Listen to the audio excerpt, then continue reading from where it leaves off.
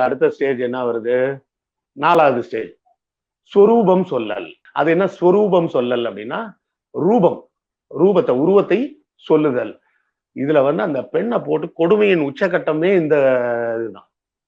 என்னன்னா, அந்த பெண்ணை கூப்பிட்டு இந்த 6 நீதிபதிகளும் உட்கார்ந்துகிட்டு அந்த ஜாரனோட உடல் உறுப்புகளை எப்படி இருந்ததுன்னு வர்ணிச்சு சொல்லு.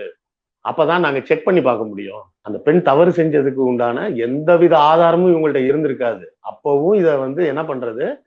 அவன் உறுப்பு எப்படி இருந்தது? எவ்வளவு நீளம் இருந்தது? என்ன சைஸ்ல இருந்ததுன்னு சொல்லுன்னு சொல்லி சொரூபம் சொல்லல்னு அது ஒரு பெரிய சித்திரவதை.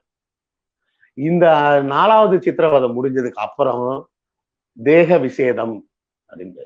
தேக விசேதம்னா என்ன அர்த்தம்னா, ஊரை விட்டு துரத்துதல். அந்த தேகத்தை சேதம் பண்றது. சேதம் பண்றதுன்னா என்ன? அடிப்பாங்க. அந்த அடிக்கிறது, இடிக்கிறது எல்லாம் இருக்கும். அதோட சேர்த்து ஊரை விட்டு துரத்தி விட்டுறது.